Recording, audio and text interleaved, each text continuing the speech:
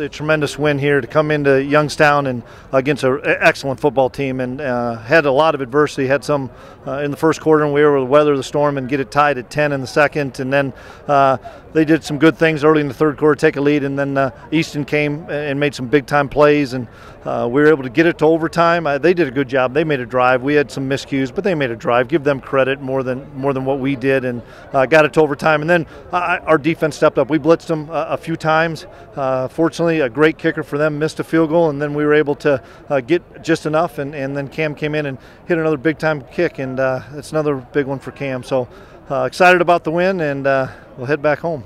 Chris, can you describe Cam under pressure after doing it at Iowa? There probably can't be any more pressure than that last year. Well, this is more meaningful. Yeah. It really is. It's more meaningful when you win a Valley game on the road.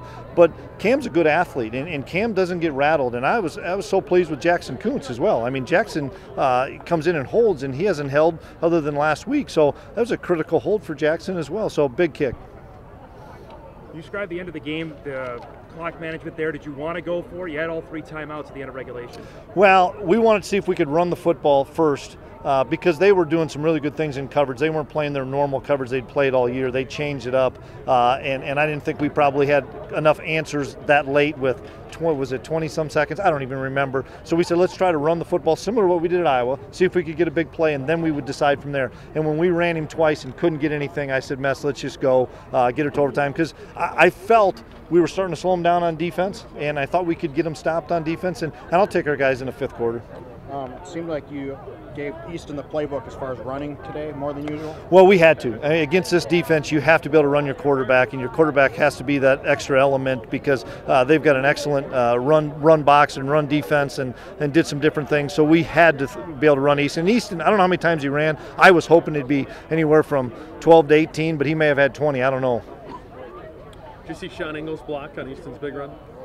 There was a lot of great blocks downfield on that, and he did a great job spinning out of a tackle, and that time we did catch him in a man coverage. So proud of our wide receivers blocking downfield, and I was happy with Easton because everybody's heckling him because he's getting caught from behind, and son of a gun wasn't going to get caught. RJ's catch, did you get a glimpse of that at all? Yeah, it was as good a catch as I've seen. It was as good a catch as he wanted to make on the sideline, except for this was in a bigger moment. But I would expect RJ to make it, and RJ would expect himself to make it.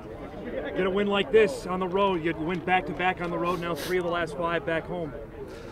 We're just going to enjoy this one, absolutely, but we're excited. We know this is a tough place to win. They hadn't lost here very often, and our guys just get galvanized being on the road. They really don't mind being on the road. I told the guys before the game, physical teams don't mind playing on the road, and I think we're a physical outfit. So they stacked the box, and I'm guessing on your running backs? Is that what yeah, they did. They did a great job. They stacked the box, and they ran some different run blitzes, and they did some good things in the second half of stunning their defensive linemen, and they're good players up front. Let's give them credit. They're really good players up front. Chris, how desperate to get? You were down to 2 running backs. I saw Adam go out that it was just Lance and Bruce.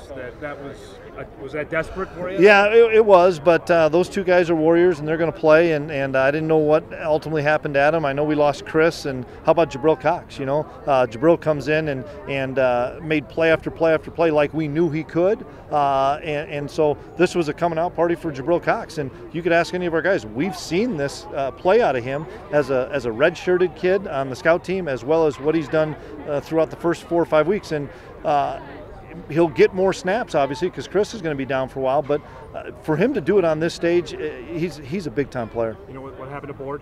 It was like an MCL or strain or something knee, so we don't know if that's a week, 2 weeks, whatever it would be. Jabril earned his wings in?